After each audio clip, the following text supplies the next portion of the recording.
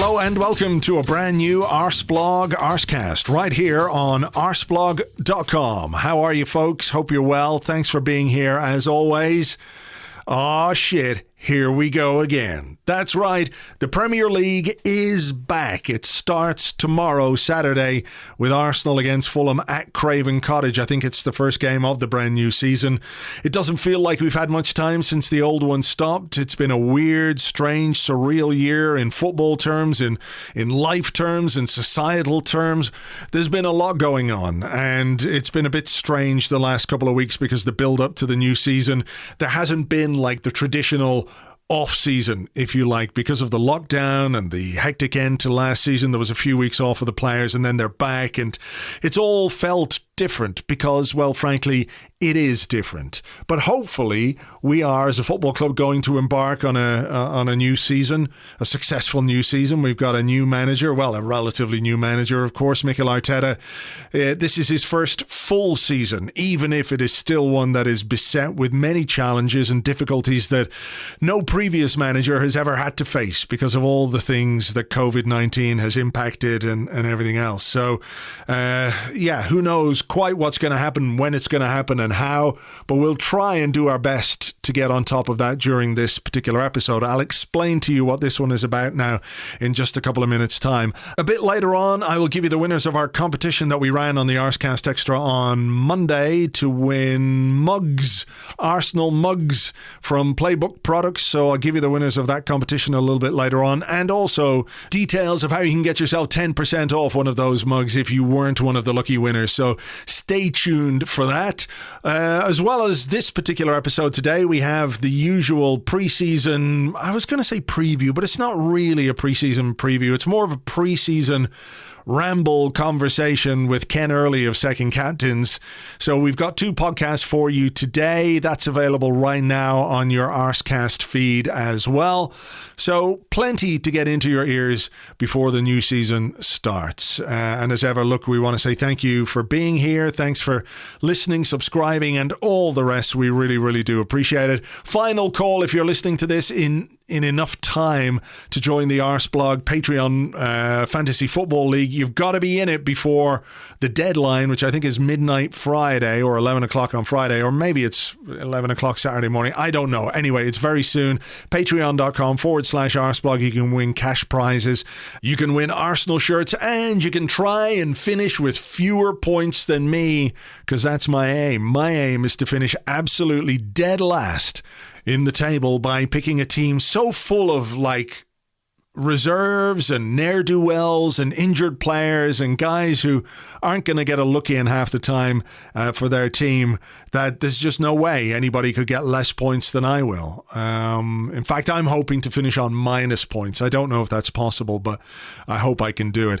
Right, let's talk about this particular episode then, because it's a little bit different. Rather than talk to just one person about what lies ahead for this season, I thought I'd talk to a number of people and get a range of opinions. So what I did was I asked them all basically the same questions, and I've sort of cut together the answers in, topic by topic, question by question form.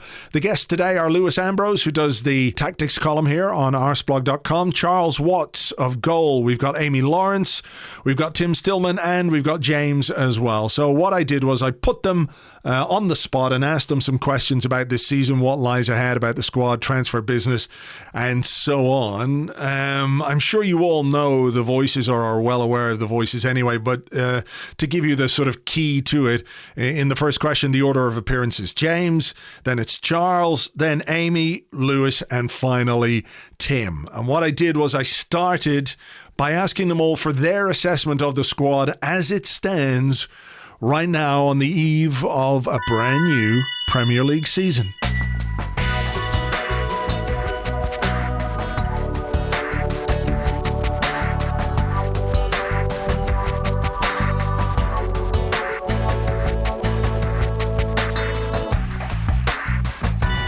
I think it's in a better state than it was last season. I think we've improved it with the addition of Gabriel and Willian.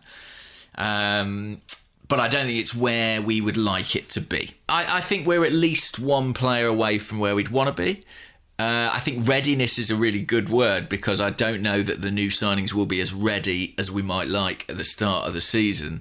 But I think that the recruitment work that we've done thus far has been okay.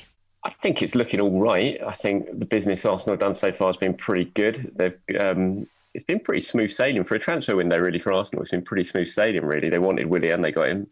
They wanted Gabriel, they got him.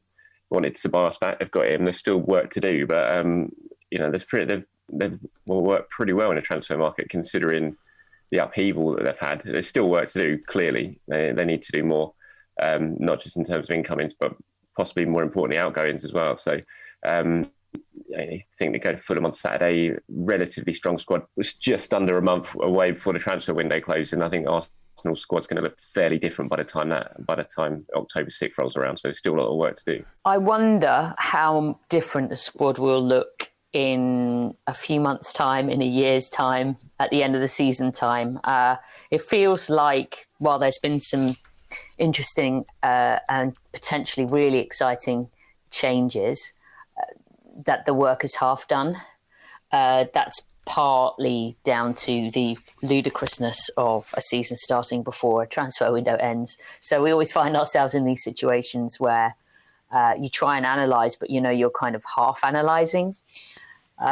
So I'd like to think that there's a bit more to come, because I think the squad still needs amendments in both the entry and exit situations.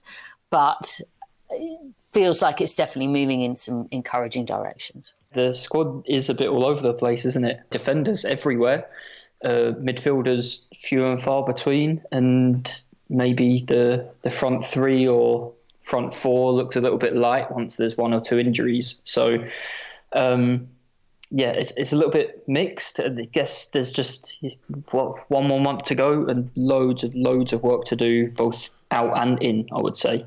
I'm actually, for the first time in a while, I'm reasonably happy with the way they've gone about things this summer, in that I think they've actually done quite a lot more than I think people realise, because the Mari and Suarez signings are signings for this summer. Saliba is a signing for this summer.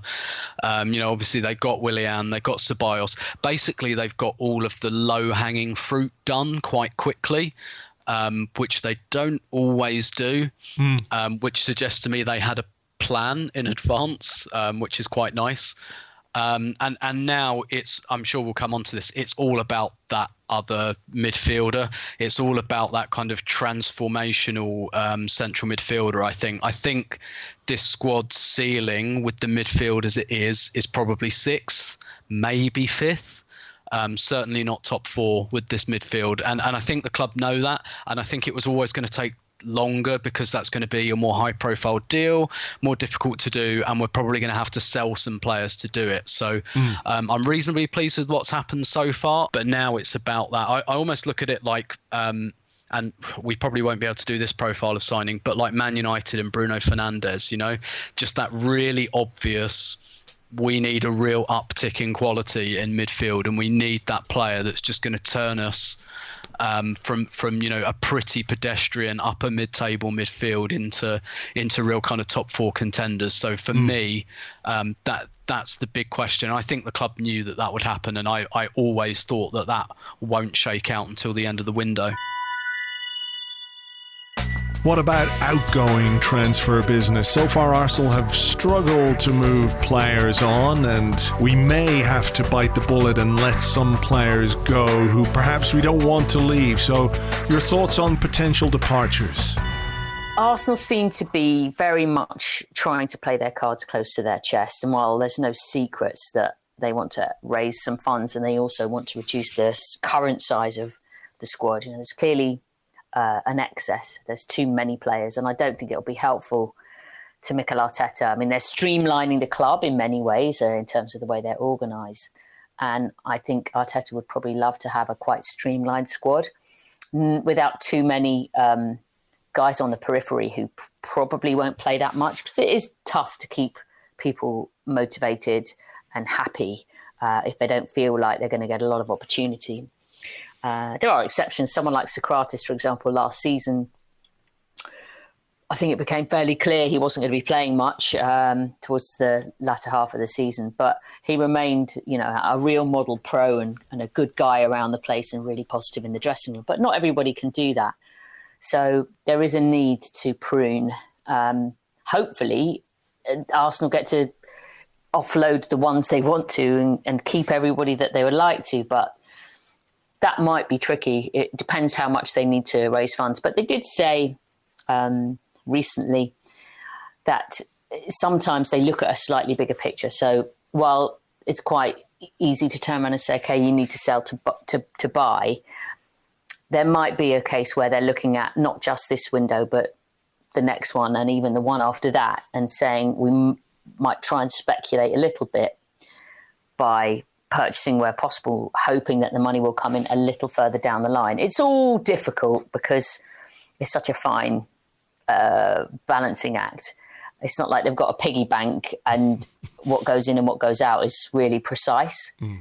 So I think they're trying to be clever as they can in a really, really unpredictable market. But it's clear there's not a lot of movement very quickly. So I think as things go on, if it remains a very tight market, it wouldn't be surprising to see quite a lot of people go on loan towards the end of the window, because they'll be trying to get fees where they can and do proper deals where they can. But if not, then it will just be a case of trying to get a workable size squad. I think we have 8 centre-backs, and that's just... I know a few of them are injured at the moment, but I don't see how we can go into a season or out of the transfer window at least with 8 centre-backs on the books. I guess Socrates will leave. I'm really surprised that the loan deal for Rob Holding to Newcastle, the plug seems to have been pulled on that, because I don't see much hope of getting rid of Callum Chambers or Shkodran Mustafi while they're both injured. Other outgoings are just going to be dependent on who we can actually get money for. We do need to clearly raise money to bring more players in.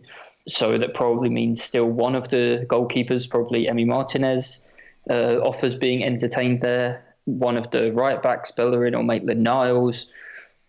And beyond that, I think we're going to struggle to get much money for anybody. So I think we're probably going to have to sell those players that most of us would probably like to see stay at the club.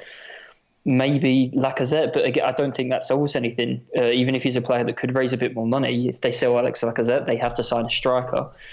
So it's a really tricky one. I think the difference between the players that we need to get rid of or would like to get rid of and the players that are actually likely to leave. Basically, I think I don't see how we can have Bellerin and Maitland-Niles and this great new midfielder. I don't see how that can happen.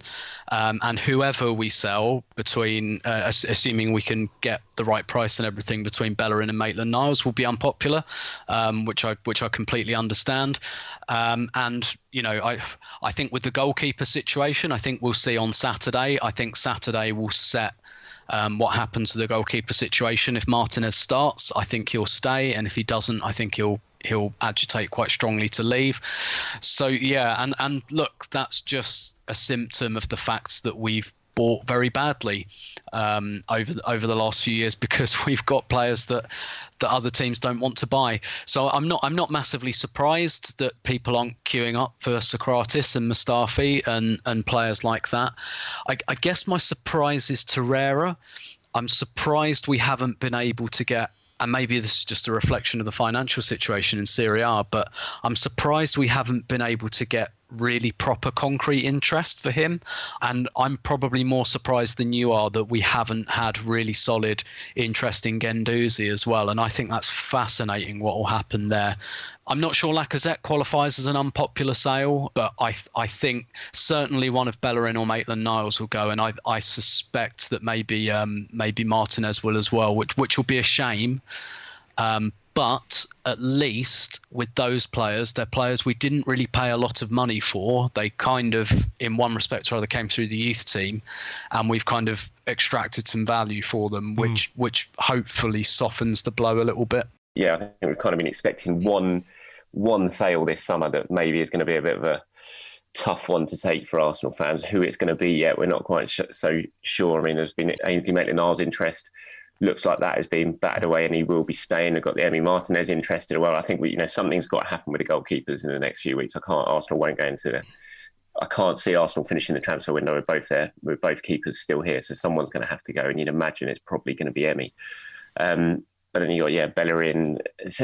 There's going to be one big decision, I think. If Arsenal really want to go out and buy that big midfielder that they want, Thomas Partey, we all know how much they want him, and it's been an ongoing thing. And if they're going to make that deal happen in the next few weeks, then they're going to have to sell someone. And as much as they would love to get rid of Guendouzi, they'd love to get rid of Ozil and free up that money from the wage bill.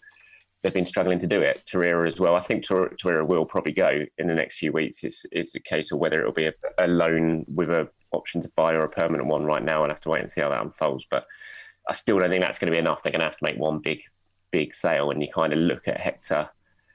And, I don't want Hector to go. I think it's great. I think he's shown signs as well recently that he might be dusting off the cobwebs and getting back to the Bellerin we saw before the injury as well. I thought he was good in the Cup final. I thought he was good in the Community Shield. And, you've got Maitland-Niles who's shown he can do that. And if he's willing to do that role long term, if you get 30 million for Bellerin, can you, in this market, can you say no to it? Really? I'm not sure they can. So, yeah. I think there will be one relatively painful one to take. And if I was putting money on who it would be right now, it would probably be Hector. Well, I think our recruitment has been okay. I think our selling of players remains pretty bad. Let's be clear about that. And I mean that in kind of every sense. I think when we sell players, we don't seem to extract as much money as other clubs. And I think there's been a bit of indecision as well about who will be sold or who can be sold or, what we're exactly prepared to let go, which is slightly worrying, but kind of inevitable when you go through a big executive change in a very volatile transfer market. I think there's going to be a few players leaving the club, and I think probably at least one of them people will have mixed feelings on. I don't think it's just going to be, Socrates and we're all fine with it. I think someone more substantial than that will be going. I think there's a decent chance the Bellerin one happens. What still needs to happen in the transfer market? If you were in charge, if there was one thing that you could absolutely make happen between now and the close of the window, what would that be? A midfielder, and so let me kind of expand on that with the type of midfielder. So I'm kind of coming round to the idea that it won't be a number 10 type, that Arteta doesn't really want to play that way. I tell you what's really kind of set my my thinking on that was I was writing a piece the other day and I looked back at Phil Costa's profiles of both Gabriel Magalhães and of William Saliba on Arseblog, and they're a year apart, these articles, but what's really interesting is they profile really similarly. And obviously I profiled Pablo Mari for his time at Flamengo, and all three of them quite similar.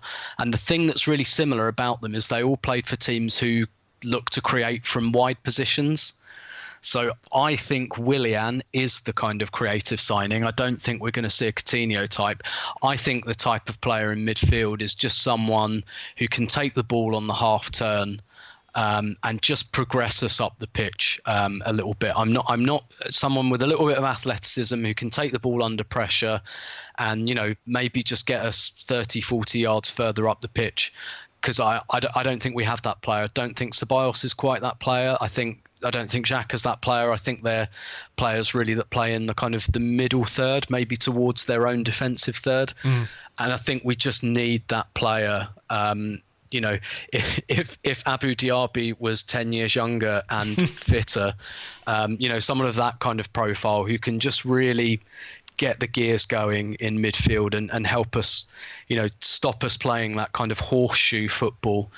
And then I think we'll look to create from wide with players like Pepe, Aubameyang and Willian out there. So that's the profile of player I would be looking for. I feel like everyone's going to say central midfielder. But, in Xhaka and Ceballos, we're kind of as we were last season. But I think we want to push beyond that. I think we want to have an option to play with a 3. We want to be able to rotate those guys as well if we need to. We want to create more chances from midfield. We want to score more goals maybe from midfield. So I would say a central midfielder, and I think it's got to be someone who can kind of connect the team. I know that's no small ask, but someone who is able to kind of be the oil in our engine to an extent, as I think Robert Pires was once described.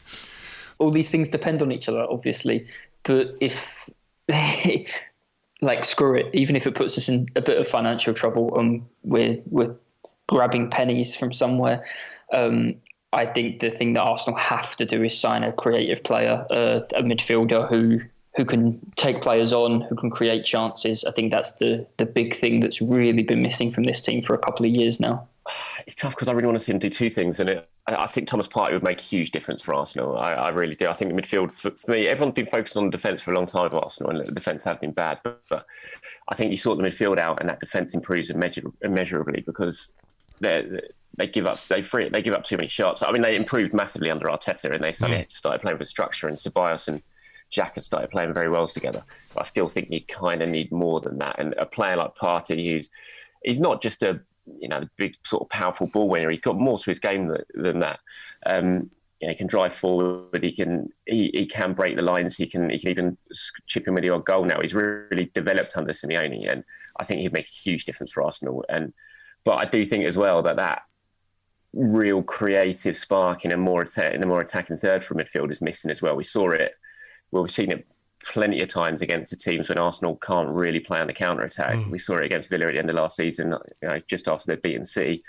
When they're not given that much space to play on the counter, they still struggle to break teams down. And maybe Mesut will get chance 55 in the coming weeks. We'll have to wait and see what Mikel does with him, but he still doesn't really look like he's going to be the answer anymore. And so I'd love to see him go out there and buy that real creative spark as well in the sort of attacking midfield option. So for me, there's two, but I think if I had one choice, it would probably be Partey. I just think he'd make a huge difference. It'd be the same thing that it's been for what feels like decades, which is kind of the closest thing you can find in the world to a Patrick Vieira. I know there aren't many, but a midfielder with power, athleticism, defensive instincts, stability, good energy, the ability to dominate, the ability to break up play. A powerhouse towards the base of midfield would be a priority. There's obviously one really obvious answer to this question, but maybe you have a different perspective on this. If you could pick out one player from the squad right now who could be a key player next season, who would that be? Well, yeah, I mean, obviously I thought of Aubameyang, but I decided to choose someone a bit different, actually, because I think that Kieran Tierney is going to have a massive season for Arsenal. I actually think he'll have such a good season that he will be in contention to be our player of the season. And so I am going to say him. I think he had a lot of injury problems when he first arrived, but he's settled since then. I think he finished fantastically. I think whether we play in a back three or a back four, he's going to start. I think he's probably our best defender. I hope our defence is going to improve. And if it does, I feel like he's going to be a massive part of that. So I'm going to say him. I honestly think William Saliba could be massive. Obviously, Aubameyang, he's a key man. He's a guy who's going to score 25, 30 goals, hopefully, again next season. And if you do that, you're going to go some way towards getting some sort of success if you've got a striker scoring those goals. But I think Saliba, the potential he has, and everyone I've spoken to him about, just said, said he could be so good. And I think he can make a dramatic impact on this Arsenal team if he comes in and settles in relatively quickly and starts to perform. So I think he could be a key player. I mean, like I said, Aubameyang clearly is the man who's going to probably be the difference between Arsenal having a mediocre season or a good one. But I do think at the back, with the ability and the potential that I believe he has, that if Saliba settles quickly and starts to live up to that, he'll make a massive impact to this club. Okay, so I'm going to avoid the Aubameyang answer. I'm going to say Willian. And the reason I'm going to say Willian is, given what I've just said, that I think that Arsenal's plan will be to try and create from wide. I think Willian is, the more I've thought about it, is exactly the type of player that Arsenal have really been missing. We've gotten rid of all of these dribblers over the years, Wilshere, Cazorla, Rosicky, Chamberlain, Sanchez, and we just haven't really replaced them. I'm not sure Pepe's that type of dribbler, really. I think he's someone who finds space rather than really takes people on. Willian is just really good in short spaces at taking, dropping the shoulder, getting around the fullback. And when you look at Arsenal's principal problem to solve is to beat those teams that put 8 players in their penalty box. I think he really goes a long way potentially to helping there. I don't love the 3-year contract. If this was a 2-year deal, I'd say it's a really, really good one. I don't love that 3rd year, but I'll maybe worry about that in 2022. I think Willian. And I think also what's interesting about the Willian signing is we've now got potentially 4-5 attackers who, would say are like starting 11 quality. And I think there's a lot of opportunity for interchange, both in the positions they start in, but also in terms of rotation. So I can really see a front three of Willian, Aubameyang and Pepe like really rotating positions during a game and just trying to be a bit more unpredictable and move defences about a bit. So, yeah, I'll say I think Willian's going to be a really key player for us next season. That's a really good question. I mean, Aubameyang remains hugely significant. But if you're looking at where there might be a change, you're hoping for one of the 2 centre-backs who have come in who are very young to fairly quickly have a huge impact. That's a big ask. But and I don't know which one of the 2 is likelier to advance more quickly. But it would be, I think, a major boon for Arsenal to have a great, big, tall, confident, composed, clever centre-back, just being in that position to give a bit more all-round robustness to that back line. Yeah, the obvious one is Pierre-Emerick Aubameyang, but I think we more or less know that we can rely on him. So I'm going to go with Nicola Pepe. I think our season could very much, or how our season goes, could very much depend on how well Pepe plays, how much of an improvement there is from last season, how much he offers us going forward creatively, but also getting on the end of things. I think there was definitely an improvement under Arteta, and I think we probably all of us unanimously would say that the FA Cup final was his best game for Arsenal so far. And the defenders that have come in, that will sort of take care of itself. The big concern that I have is Arsenal creating chances and scoring goals. Who's going to back up Aubameyang in that regard? Who's going to create for him, but then who's also going to chip in with 10 goals from somewhere? And I think that Pepe's got to be the one that we're looking to more than others to do that. What about a player who might just give us a bit of a surprise next season? I don't necessarily mean somebody who's going to win us games every week, but based on the expectations that people have right now, who could be the surprise package? I really hope that it's Eddie Nketiah. I think he is super intelligent with his pressing, but also his movement. I don't know if you saw, there was this lovely clip of his chants at Wembley in the Community Shield, the one that Bukayo Saka pulled back for him, and it all started from Nketiah actually sort of directing the ball while Liverpool were in possession and blocking off passing lanes and then charging into press and winning the ball back. I think he can play that role that Arteta seems to want from his striker. He can scrap and fight and work hard. And yeah, he's just got a nose for goal. And I think there's something, we've obviously got a few other academy players, but there's something so enticing about an academy player who actually scores goals. And even if it might not be many, just a striker who, one of your own, to use that cliche that everybody uses now, that can actually win a game for you. And if that's from starting or coming off the bench, I think he's improved a lot, and I think there's a lot to still come from Nketiah.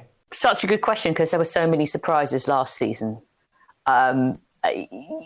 Even looking at sort of from the Xhaka Mustafi revival type of players to the youngsters, Saka, Willock, and so on, who just came on and brought that incredible vigour. Maitland-Niles, who turned into a player that I'm not sure anyone quite had that same feeling towards when he first broke through, and suddenly the idea of him leaving became terrifying.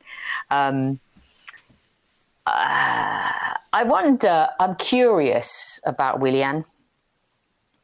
I'm curious to see what kind of impact he can have on the team, where he's going to play. There is a big hole. Some might say he's the sort of shadow of Mesut Ozil shaped hole in terms of the creativity between the lines. And that's something that really felt like it needed addressing. So if working on the assumption that Ozil is not necessarily going to be reintegrated and find his peak form, it's going to be possible for someone like Willian to really make a difference in between the lines. I think I'm going to say Eddie Nketiah. I think that expectations are quite sort of, what can I say, temperate as regarding him. But I think he's going to fare a bit better than people expect. I think he'll get more goals than people imagine. I've got a feeling I said this last season as well and was wrong. But I just think, maybe there's a bit of recency bias. I saw, the highlights of his performances in the under-21s, and when I see him play with such confidence there, I do think if he could get a couple of goals in the Premier League, he could really make a big impact. And I'm not saying he's going to play every game or score 20 goals or anything like it, but I think he might make a telling contribution. I'm going to say David Luiz.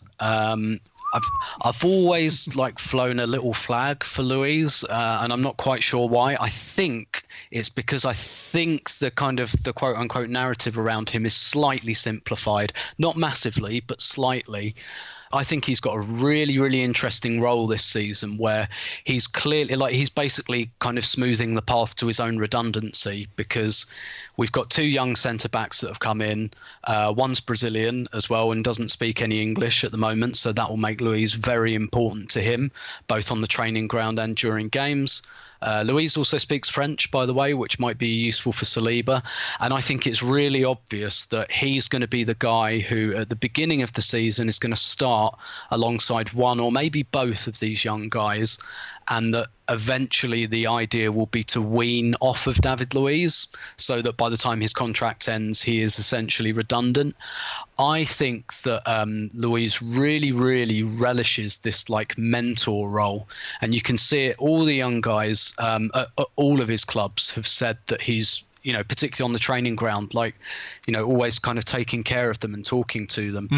I think Luiz's issue has always been one of concentration. And actually, I think that this is really going to concentrate him and motivate him, this idea that he's kind of bringing these young guys on. And from his, his kind of, I guess, his legacy point of view, this is his last year in the Premier League. He'll probably go to Benfica next year. And I think he'll think, right, this is my last year in England. Maybe people have got a divided opinion of me. And I think he'll be very determined to I guess, smooth that off. So I'm going to say David Luiz. I think Eddie could be on for a really good season this season. I think it's not quite happened for him yet. We haven't had that real breakthrough season. You sort of look at what Martinelli did last season. You kind of expected that maybe from Eddie, and it didn't happen. But I think Eddie's developed massively under Mikel. I think he's turning into a better player every time I see him, and I thought it was great in the Community Shield again. The only thing missing with Eddie, and it's weird because he's such a good finisher when he doesn't play in the senior side. When he plays in the senior side, he seems to struggle in front of goal at the moment. It's just clearly that confidence thing for me. You look at the goal he scored for the under-21s, there was no panic there. He went through one-on-one, had loads of time to think about it, and the little dink over the keeper. We haven't really seen that ice-cool touch in front of goal for him yet at Arsenal, and he's just shown everything else. And again, the goal yesterday for England under-21s was pressing high, and that's something that's developed so much under Arteta. It's becoming a thing with Eddie now. And you know, I just think if he calms down a little bit when he gets his chances in front of goal, I think he could be on for a 10, 15 goal season. And you know, that'll be massive for him and very important for Arsenal as well. So I think I reckon Eddie could surprise a few people this season with the amount of goals he might score. Arsenal won the Cup last season, a great way to end it, but it was a bad season overall, finishing 8th in the Premier League. Based on that and everything that's going on, what would realistically be a good season for Arsenal this year? Improvement, more stability and more excitement, getting as close as humanly possible to the top 4, which one would hope is higher than 8th or 7th or 6th, or even 5th. My gut says 5th feels like a likely-ish finish, but you know, so much can happen that you don't know if it could go remarkably better or worse. But that seems achievable, and I think coming from 8th and having to still leapfrog quite a number of teams, that would be, I think, still a very, very respectful improvement. And cups. Arsenal have shown that cups are part of their heritage. And it's a habit that it's fantastic for the club that they're able to sustain even when things aren't going great. So I think the cups are there to be attacked as well. And Europa League would be a great one to win because of the double prize. I think it's got to be top 4. I know it's boring, but I think it has to be. I think what it would mean for the club, for finances, for the players, just to get back into the Champions League would be huge. You can't dream too big too soon, can you? I mean, they're not going to realistically challenge Liverpool, Manchester City at the moment. I think those two are so far ahead of everyone, and they've shown it. And although Arsenal have beaten them both recently, I think over a 38-game season is unrealistic to think they're going to challenge. But I think if they get themselves in the top 4, that would be a very, very good season for Arsenal. It's been a long time now since they've been in the Champions League. And if they can get themselves back there, then you have to say it's been a successful season. I think it's realistic. I think it's not beyond the realms of possibility. You know, they weren't that far off last season, even had a dreadful season. And season before that, they were only 1 point on it in the end after they threw it away. So I think it's realistic. Yeah, I'm not saying it's a shoo-in, but they've got as good a chance as any. Really good question, that one. It's difficult to define. I think my expectations are maybe slightly lower than everybody else, in that I think, having sort of dropped into mid-table last season, I think if Arsenal kind of reset and get themselves back into the top 6, I think that's okay. I think I'd be relatively content with that. If I felt like the direction of travel was good and that we had foundations in place, maybe with a younger, newer defence that we could build on going forward, I think I would accept that for sure. A top 4 obviously would be great, but I think top 4 with this squad, with the competition that's around it, would be a pretty great season. In terms of what's a good season, I'd like to think runs in the cups and certainly top 6. I think outside of the top 6 has to be a failure for a club of Arsenal's standing. If we take out the absolute financial imperative to get back in the Champions League, I mean, if you're taking it in isolation, getting back in the top 6, really, and Arsenal re-establishing themselves there, which I think, I'm kind of divided on this, because on one hand, I kind of think we finished 8th and we deserve to finish 8th. And in fact, some of our underlying metrics were even worse. So there is a long way to go. But then there's a part of me that thinks, well, 2 seasons ago, under, in my view, a significantly worse coach, we finished 5th. And we weren't that far off 4th. And in fact, we should have got 4th. And you know, we just blew up. So there's another part of me that thinks maybe we're not that far away, but in isolation, re-establishing ourselves in that top 6 and separating ourselves from the likes of Leicester and Wolves again. But I mean, obviously we need to get back in the Champions League by hook or by crook. I think without a midfield addition, I think 6 is our ceiling. If we get a good midfielder, I think we'd certainly be in the conversation for the top 4 or winning the Europa League. And I think it's time for us to do one or other of those for different reasons. It's time to win a European trophy, and we'll go into the Europa League as one of the favourites again. we might be relying on a Chelsea or a Man United having a bit of a bad season to get in the top 4, but that is not without precedent. So it's all eyes on the Champions League. Like we've won a few domestic cups in the last few years, and they're brilliant, but that's almost like we've kind of we've scratched that itch quite nicely. I think it's really time at least for one more season to get ourselves back in there. I think it's all about the direction of travel, and we all want to see just improvement, and we want to see that we're going in the right direction, and that in 3 or 4 or 5 years from now we could win the league, and before then be back in the Champions League. I think realistically, top 6. I think we should be in the top 6. No doubt in my mind. I don't know if this squad's quite good enough yet to be in the top 6, but as a club, we should definitely always be in the top 6. I would like to see a challenge for top 4. I think it's maybe a bit unrealistic to just think after you look at the money Chelsea have spent and the way Man United ended last season, and they could still spend a lot of money. I think it's unrealistic to hope for more than top 6, but I would at least like to see us challenging for top 4. Finally, just one thing that you would like to see happen this season around Arsenal, the club, the team, whatever it might be. It doesn't necessarily have to be success, but just something personal that you'd like to see from this season. Again, it probably sounds a bit boring, but just progress or continued progress. So I think what we saw from under Arteta was great last season, but you just want to see that sort of consistency now for a whole season under him, and continue to see the signs of progress, continue to see players improving and evolving under him. I mean, we saw with Emery, I mean, it's interesting also going to Fulham on Saturday, and we all know the last game against Fulham, the 5-1, that we've got our Arsenal back game, proved to be a massive flash in the pan, didn't it?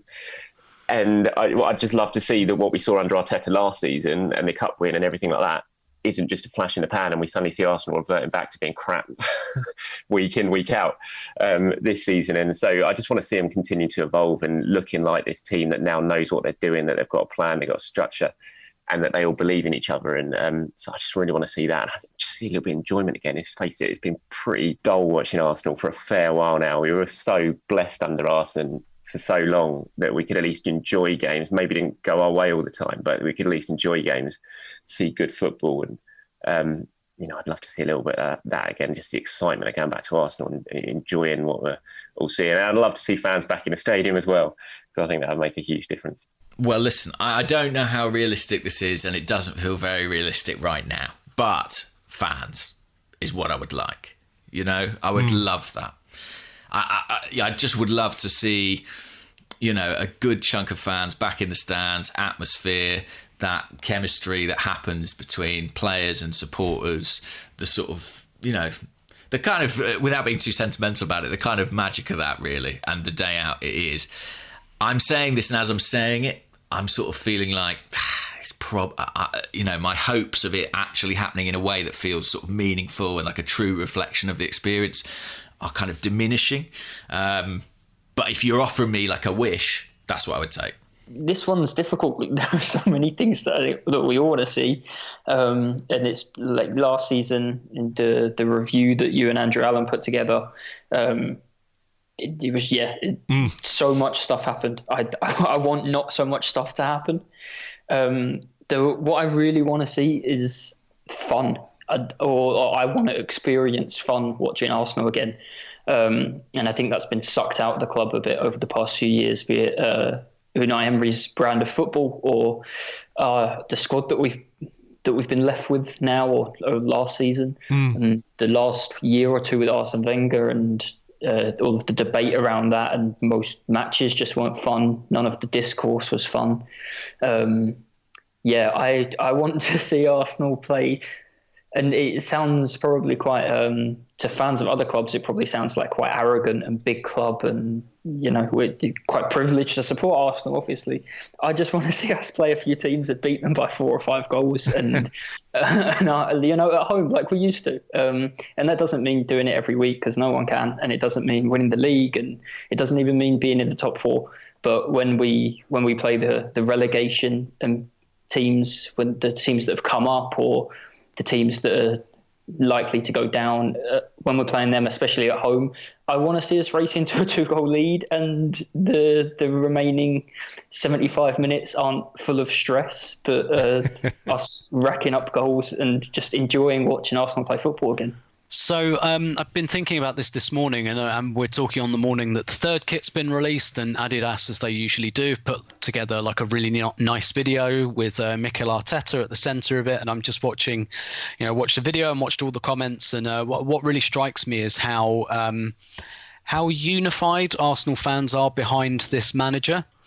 And one of the kind of, I guess, big shames of the last few months is that we haven't been able to be in the stadium for the players to really gauge, I guess, the change in mood among Arsenal fans, and the fact that even though we've just had our worst season in 25 years, that this is the most optimistic I've seen the Arsenal fan base for quite a long time. And I guess what I'd really like, assuming at some point this season fans will steadily be allowed back in the stadium, first of all, I'd really like the players to see and feel that. And I'd just really like, maybe with this kind of pause from being able to go to games, for that atmosphere at Arsenal just to become a really positive place to be again. And because obviously the end of the Wenger era was very divisive, and then you had this like fucking ridiculous stuff like people deciding that Arsenal fan TV was a thing they wanted to fight about at away games, which just, to me, I'm sorry, I will never be able to get my head around. I think it's absolutely bizarre, that kind of desire for conflict. I just want all that to go away, and I just really want this kind of optimism and this energy I feel from the Arsenal fan base. As and when we get back in the stadium in whatever numbers, I really want to see that manifest itself, and I really want the manager and the players to see it. So I think just Arsenal fans maybe fighting a bit less and not looking for stupid fucking things to fight about, and actually like getting behind this team and feeling quite optimistic about it is something I'd really like to see. A full house, and a different song when Arsenal win the match to go home to.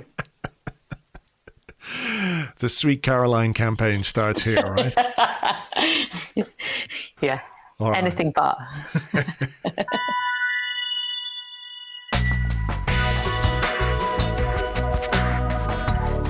Thank you very much indeed to Amy, to Charles, to Luiz, to Tim, and to James.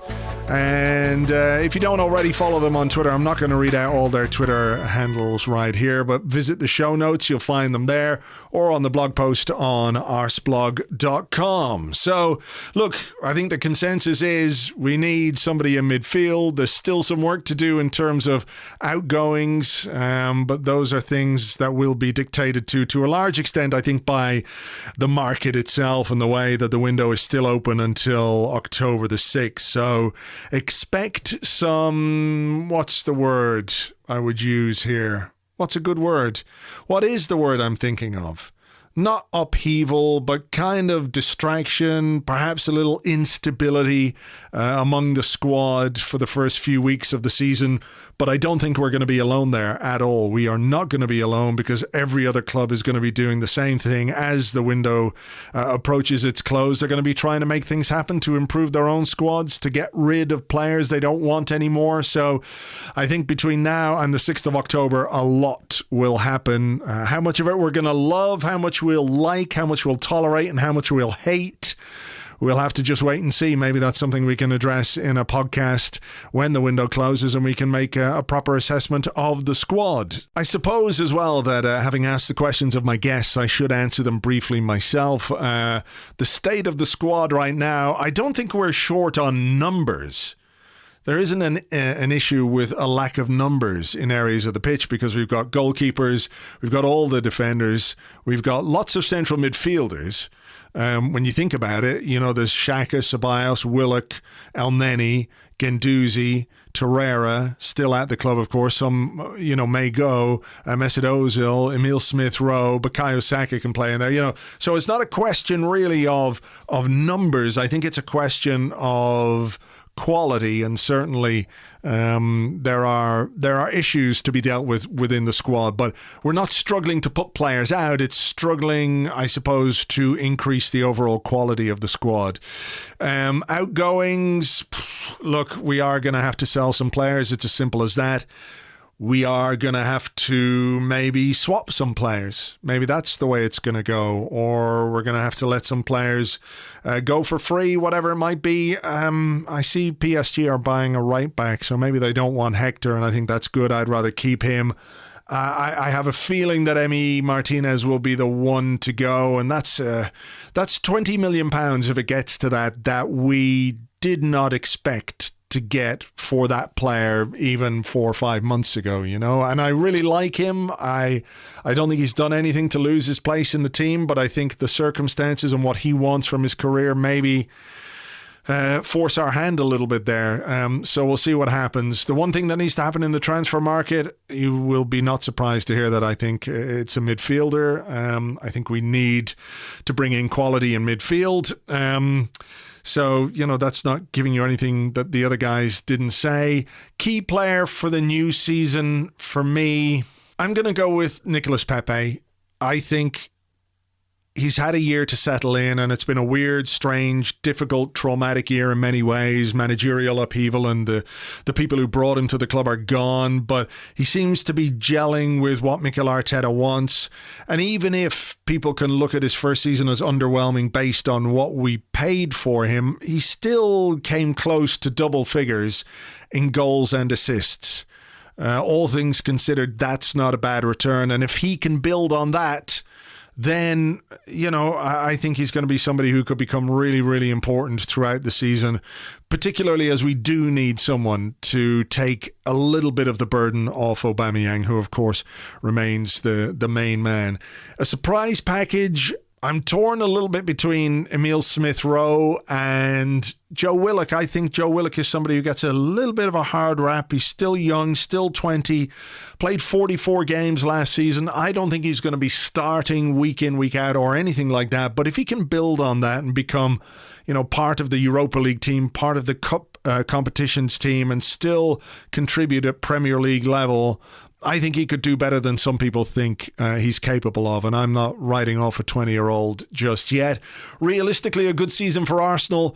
Let's get more points. If we can get into the top 4, brilliant. I'm not sure that's necessarily realistic, but certainly turning some of the draws that we had last season into wins is not unreasonable. And if we can do that and maintain some of the other results, then we could do better in terms of points. I hope we score more goals. I hope we concede fewer goals.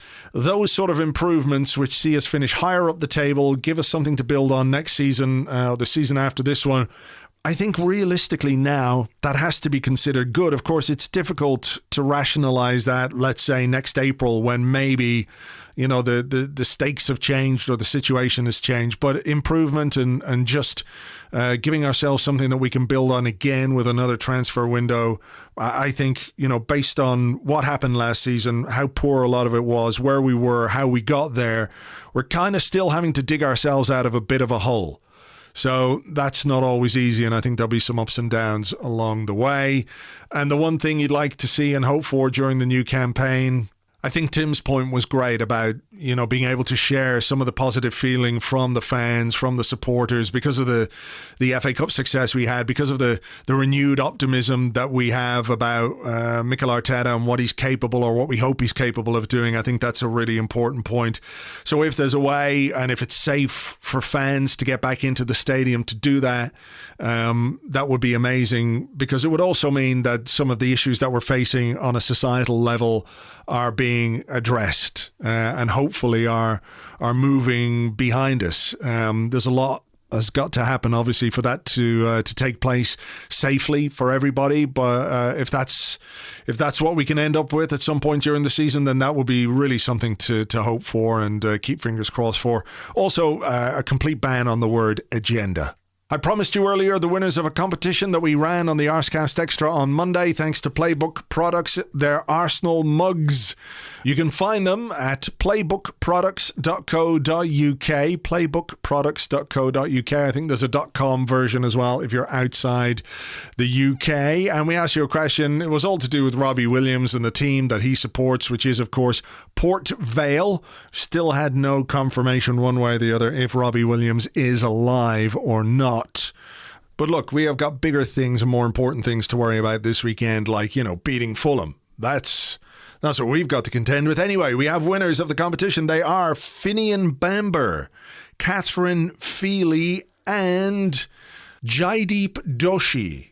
So congratulations to you. The random number generator did its thing and it plucked your numbers, your names out of the hat. Thanks to everybody for your entries. We really do appreciate it. We'll have some more competitions over the next few weeks as well, so keep an ear out for those. I'll be in touch with you guys to get your details and we'll get the prizes sent out to you. If you would like to purchase one of the mugs from playbookproducts.co.uk, you can use the code Arsecast at checkout to get 10% off. That's Arsecast at checkout. Use that code and you'll get 10% off. Playbookproducts.co.uk. Right. So that's it. That's it for this particular episode. It is almost upon us. The new season is here. Who knows what it will bring? As ever, since the time I was a child, I have this weird sense of optimism that anything might happen. I know it's a head versus heart thing at this point in my life. I know, I'm realistic, I'm not stupid, I see what's going on, but like deep within, at the start of every new season, there's this little flutter, this little kind of feeling that anything could happen, and maybe this could be our year. I'm not putting any money on it, but I'm hoping all the same. And look, we're going to share it together here on the podcast, on the website, and everything else. So buckle up, strap yourselves in, and let's get ready for a brand new Premier League, Europa League, EFL Cup, FA Cup season. Let's see what it brings on the pitch, off the pitch, whatever happens. We'll be talking about it. We'll be writing about it. We'll be dealing with it here on arseblog.com. So as ever, thank you for being here. James and I will be here on Monday with a first Arsecast Extra of the brand new season. Join us for that, please.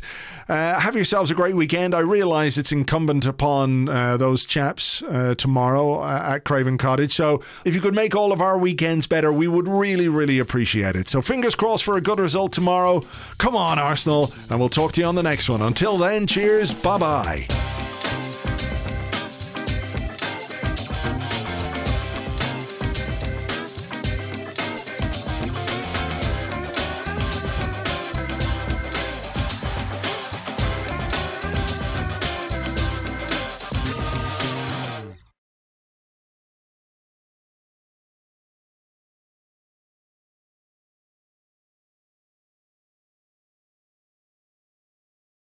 Okay, folks, settle down there now, please. Take your seats because we've got a very important meeting to get underway here. As a small agency, we've got a huge opportunity here, okay, because we've been given the job of making the video to accompany Arsenal's 5th kit for this season. For those of you who haven't seen it, look, I'm just going to put the PowerPoint on here. There you go, and you can see it's an amazingly eye-catching design. I think you would say it's got a beautiful orange shirt with some purple stripes and a few spots on there. Pink shorts. Well, I'm not sure if they're pink or cerise. I think cerise sounds slightly better. And turquoise socks. So, it's a real colour extravaganza. So let's throw out some ideas there about the way these colours can represent Arsenal and their many fans across the world. Anybody got any ideas there?